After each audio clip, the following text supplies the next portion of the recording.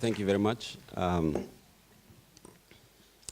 Nakuru is, often we refer to it as the city of farmers or the Kenya's farming capital. And those who have visited Nairobi will attest to that fact.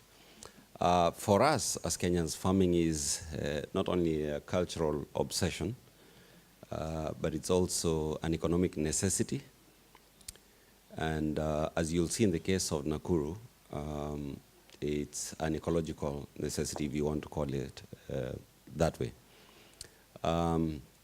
Nakuru, as you were told, is about 170 kilometers northwest of Nairobi, is about the fourth largest town in the country, with a population of about 600,000 now, and increasing rather fast. They say, actually, the UN says it's the fastest growing city in East Africa. We have other distinctions too. For a long time, we were known as the cleanest city in Eastern Africa. But I would like to tell you that we are also the most cosmopolitan town in the country. And most importantly, it is a town which is the cheapest town to build and to live in Kenya. And is also the place where urban agriculture has developed as a very strong element of the city form.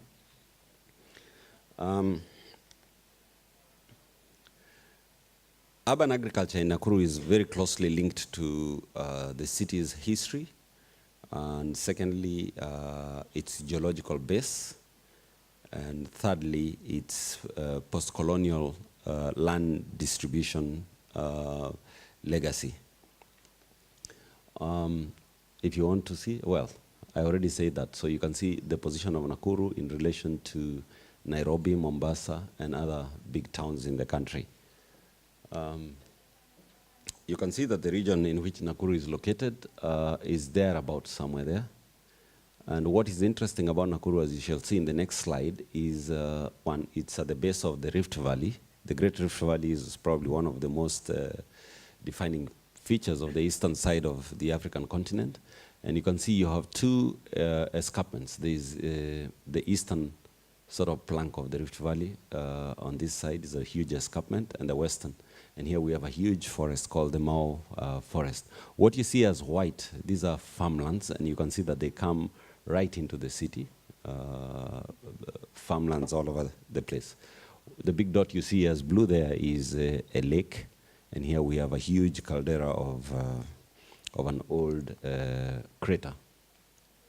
So this is the space in which the town has developed. The escarpment is there.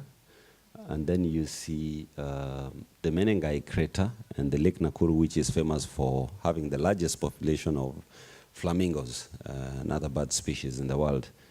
The town developed in this middle part. You shall see the structure of it. And part, as I said, the geological formation of the area is greatly influenced, of course, by those three features. The formation of the Rift Valley, and as a result, the area, we have numerous incidences of faulting and minor incidences of subsidence, particularly in the west, to the west of the town. Here is the town, and we have a lot of fault line, a huge fault line to the east, to the west of it, and minor faults on this side. These are some of the impacts that you see it having. During the heavy rains, soil gets eroded because the base is also a lot of sand, not stable soil as such. And you can see the lay of the land from the Menengai crater and all the way to the lake. And the town is somewhere thereabout. That is from the north-south, and south-northeast, southwest-northeast is that. Again, you see the same kind of formation. So the hill is somewhere there, and then the town in the middle, and the lake further south. Now, so the town is in between the two big features, and then to the east of that, between the escarpment and the crater, you have this huge flat area which we call the bowl, Bahati Plains, and as you can see, a lot of agriculture is being practiced around the area. Now, agriculture is very much, Africa is a very agricultural country. The bulk of the population, African population, lives in the rural areas. In Kenya's case, about 70% of our population is rural-based rather than urban-based.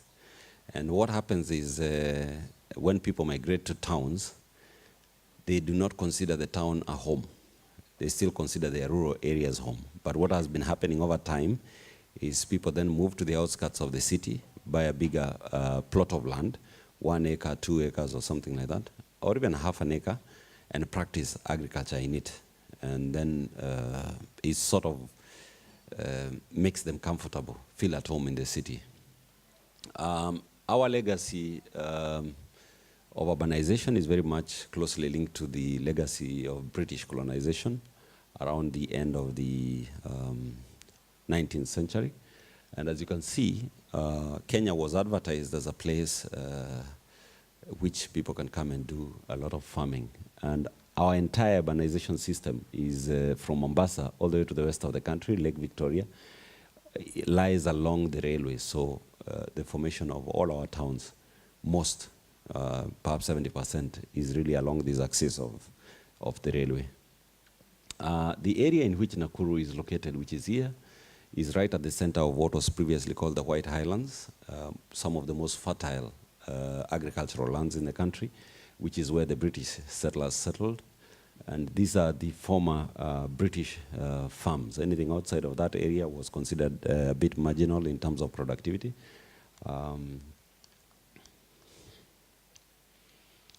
Yeah. Oh. Yeah, and those are some of the early images of white settlers as they cultivated the land, did a lot of sheep rearing. The railway itself, as I think it was mentioned that Nakuru was founded in 1952. However, Nakuru was established a little bit earlier, well, much earlier, about half a century earlier. But the municipality itself, it became a municipality in 1952. So the railway reached this point in around, between the crater and the lake, around 1905. And the issue was the countryside from that point going forward towards Uganda, the terrain was going to be very difficult, so the railway engineers had to pause and strategize and think of how the line will go from there. And as a result, a camp was established in that area. You can see the lake and the plain in between, and those are the railway tracks. Shortly thereafter, then a town became, the camp became a town, where north of the railway you had the railway yards and sort of industrial kind of quarter. And south of it, you had a small town developing, and that's Nakuru in the 1920s. But most importantly, as I said, Kenya's colonial legacy was linked to getting out. The railway was built to facilitate the extraction of agricultural produce from the interior for export purposes. And Nakuru played an important role in that. It was sort of the center of settler agriculture. So this is the place settlers would go, not so much Nairobi, but Nakuru itself, because most of the settlers were settled around Nakuru. And you can see the passenger station and the goods station depot of the railway. And then you have the farmers' cooperative just within the vicinity. Now, after independence, Nakuru continued to be Kenya's agricultural capital, as you can see from the retail market, and also from this all-industrial infrastructure facilitating agriculture. You can see the growth of the town over different periods of time, from this small dot here, and then becoming bigger. And as you can see now, the space between the crater and the lake is completely full. Okay, fortunately, we have a buffer zone around the lake, and we also have a similar buffer zone around the crater, which is a forest. Now, the area around, so we have two sides. We have the middle, which is the area that has urbanized, and also along this main road to Nairobi. But the area to the northeast and southwest is still predominantly agriculture, but not the The farms are small. In the post-independent era, this was subdivided. These were initially farms for individuals. So this was owned by one settler, that's another one, like that. So you have very few farms at the time of independence. But during independence, then you have many small holdings. And the pressure for development, of course, is influenced. Southward and northward expansion is limited by those natural features. And so then the direction of growth is east. I would like you to take note of this area here, which earlier I had said there is a huge fault line between the crater and the lake. And for a long time, that area stayed open, and even now it's still open, and used for cultivation of wheat, which means, again, agriculture is imposed on Nakuru by its fragile geological setting. So then agriculture becomes the most realistic use of the land in this area. It's the same with this eastern part. This eastern part has not big fault lines, but small ones. And then as a result, then it makes more sense to keep the land as agriculture than to build compact urban developments. The spread of the city is also facilitated by the infrastructure around the city, the railroad ribbon, which is here. The railway is the dotted one, and the highway is the more continuous one. Then a system of regional linkages that link Nakuru to its neighboring towns. And if you look at the Google image, you can see very clearly the dense area of the city. We have our own small garden city, sort of, at the foothills of the mountain. And these are the areas which I was saying to the southeast and northeast, which are predominantly agricultural. You can see there is still a legacy of large farms, although these are now getting subdivided into smaller farms. In the patchwork that is Nakuru of land uses, different land uses, agriculture pervades the entire scene, as you can see, from old abandoned rail tracks, the railway reserve, road reserves, the gardens like this, based on irrigation, and then you have this typically suburban kind of enclaves. But as you can see from this coloration, there is agriculture everywhere around Nakuru. And the scale of agriculture, as you get towards the city, it's small scale, and as you move away from it, is large scale. In the east side of Nakuru, which I'll use as an example as I finish, is the area that I earlier said is between the crater and the eastern escarpment. And this whole area, you notice that there are very few roads. The road system is not very well structured, and you have a system of small farms between those key roads. And basically, this is what has happened over the last 40 years or 50 years of independence. People build and live and practice agriculture on the same land. From an urban planning perspective, the plan for the city, there is a new planning initiative underway, but the current plan for the city was prepared in around 2000, and it sought to recognize this quality of farming within the city, which our planning laws and regulations do not allow agricultural practice in the city in any urban setting.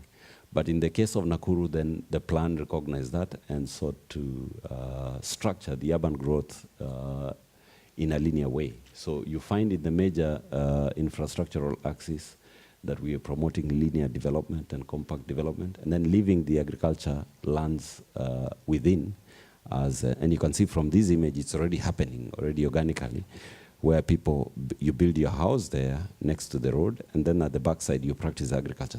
That will be a property boundary on the backside. So when you have this on a back-to-back basis, then you ensure that huge sections of the town still remain open. You can see it here again.